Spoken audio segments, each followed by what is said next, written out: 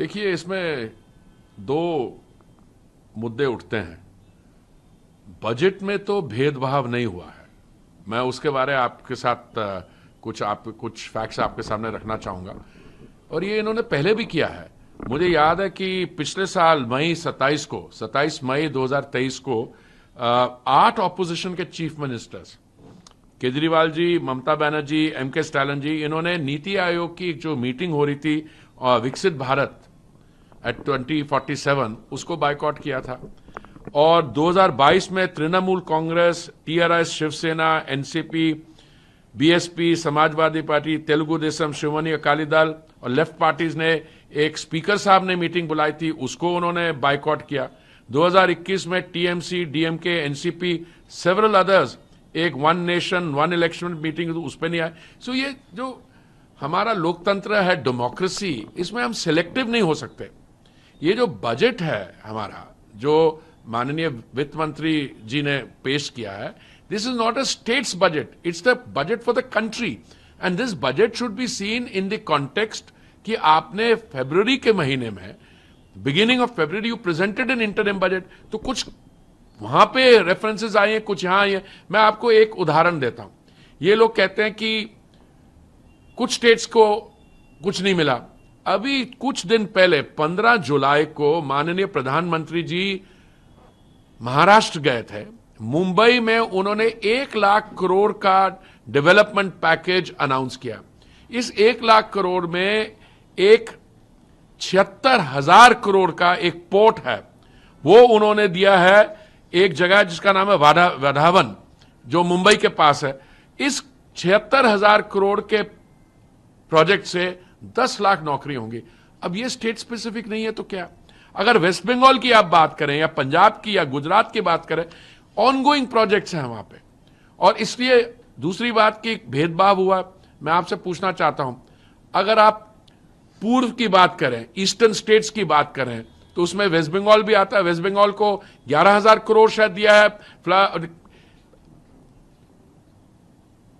Himachal Pradesh is a non BJP state. अगर एक आप मान लीजिए एक कॉरिडोर बनेगा, इंडस्ट्रियल कॉरिडोर बनेगा अमृतसर से कलकत्ता तक, तो उसमें कलकत्ता में लाभ नहीं होगा। दूसरा, अगर उसमें कोई नोडल पॉइंट रास्ते में बनेगा, वहां पे इंडस्ट्रियल एक्टिविटी नहीं होगी। और ईस्टर्न स्टेट्स में अगर टूरिज्म बढ़ने वाला है तो उसमें वेस्ट बंगाल भी आ जाता है, उड़ीसा भी आ जाता है, बिहार भी आ जाता है, और Himachal is a non BJP state, वहां पे 11,000 करोड़ दिया। दूसरा, अगर आप वेस्ट बंगाल को भी देखें, पहले से सगरमाला प्रोजेक्ट में 62 प्रोजेक्ट्स वैल्यूड एट 16,300 करोड़ है। आप कहेंगे ये पहले के, हम आगे भी देने को तैयार है। पर budget is not a place, not the occasion कि हर एक स्टेट्स के लिए आपकी रेफरेंसेस उसमें आएंगी। ऑनगोइंग जो केंद्रीय योजनाएं हैं, अब मान के चलिए जैसे प्रधानमंत्री आवास योजना है, मैं आपको उसको उदाहरण दे रहा हूं। 4 करोड़ आवास बने हैं, 3 करोड़ आवास और बनाने जा रहे हैं। जिससे हमारी और योजनाएं हैं, जैसे फॉर इंस्टेंस उज्ज्वला योजना, उसमें हमारी स्मार्ट सिटीज हैं, हमारी जो मेट्रो सिस्टम्स हैं। अब दिल्ली में मैं आपको बताता हूं, अब दिल्ली वाले का अगर कहेंगे हमारे कुछ नहीं दिया, अरे भाई आपको 27,000 करोड़ का दिल्ली मेट्रो के लिए हमने जायका से लोन लिया था, उससे आपके 247 किलोमीटर दिल्ली और कैपिटल रीजन में मेट्रो नेटवर्क है, वो नहीं मिला। मैं तो वैसे सारे आंकड़े दे दूं कि अभी इस बजट में दिल्ली पुलिस को 11,200 दिया, पर वो रेलेवेंस में नहीं आता।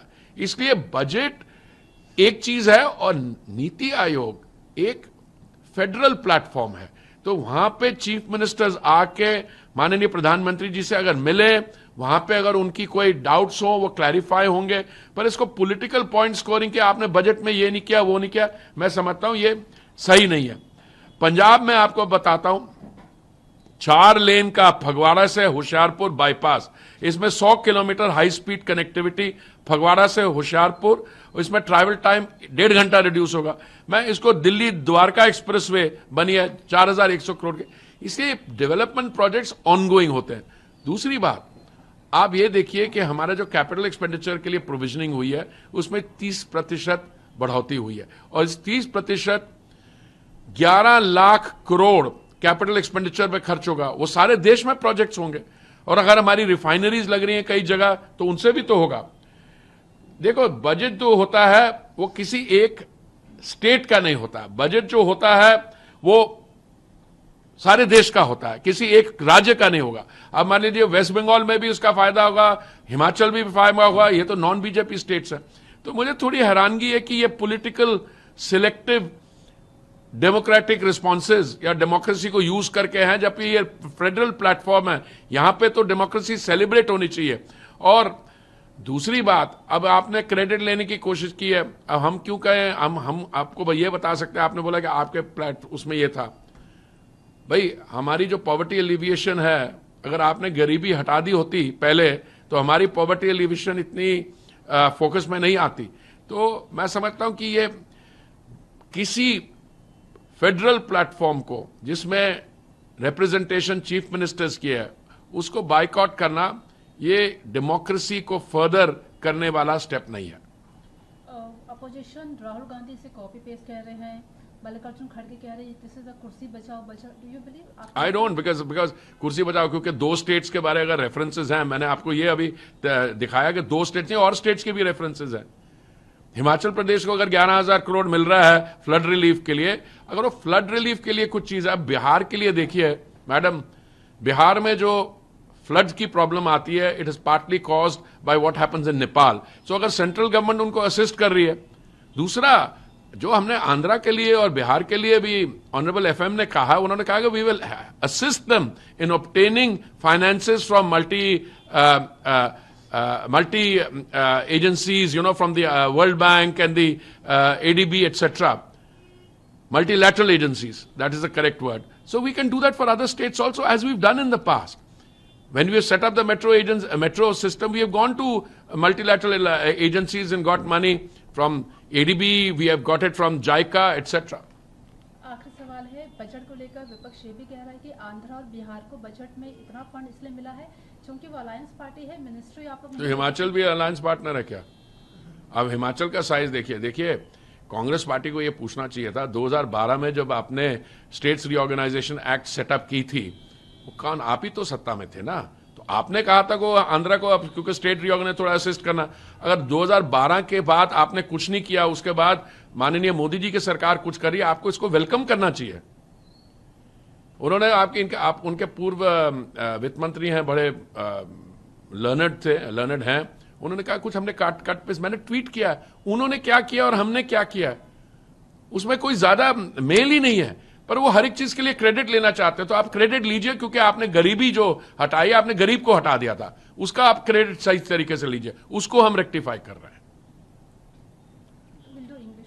Sure. I thought half of it was in English, no? More than.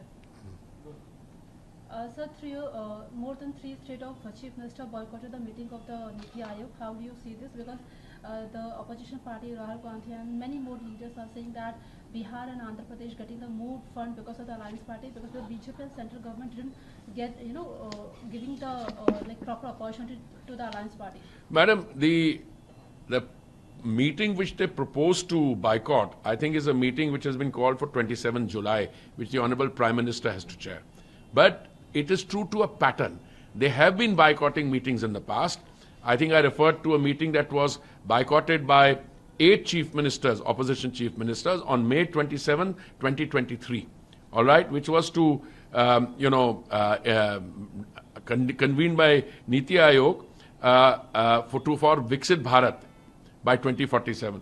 Then in 2022, Trinamool Congress, TRS, Shiv Sena, NCP, Bahujan Samaj Party, Samajwadi Party, Telugu Desam, Akali Dal, and left party skipped the meeting of the floor called by the Honorable Speaker. So they have been doing this in the past. But this time, they have linked it to what they perceive as stepmotherly treatment in the budget. But the budget is not state specific. When the Honorable Finance Minister speaks about Purvodaya, that is the eastern states, she starts from eastern states, West Bengal, Bihar, Orissa, takes it all up to Himachal Pradesh. By the way, Himachal Pradesh got a grant, I think, of 11,000 crores to meet the flood situation. Apart from that, There was somebody said today that Maharashtra has been left out. Only on 15 July, the Honorable Prime Minister went to Maharashtra in Mumbai, and he announced a package of over 1 lakh crores, out of which 76,000 crores is for a particular port near Mumbai called Vadhavan. And that will produce 10 lakh jobs. So I think this criticism is misplaced, and so is their decision to boycott the meeting of the Niti Aayog proposed on the 27th. I think it's regrettable. Do you believe that Mamata Banerjee said that this is an anti-people and no vision? Sidamia also said that I think everybody has welcomed the budget. You see all the print media, you see there are some things in the budget. For instance, maybe you should have got more allocation but a budget is an exercise in realistic housekeeping. If your resources are limitless, so far, because of this very strong fiscal consolidation that was shown in the last several years, we were able to navigate from an economy which was in the fragile 5 to a 5th largest economy, and as the IMF says, in the coming time will be the 3rd largest economy. Now, in order to do that, you have to behave responsibly. Not like a previous finance minister when he wanted to keep petrol and diesel prices down. He floated oil bonds, and we are now having to pay back very much more than the amount of oil bonds floated, which was at 1,41,000 crores. We are having to pay back 3,20,000 crores.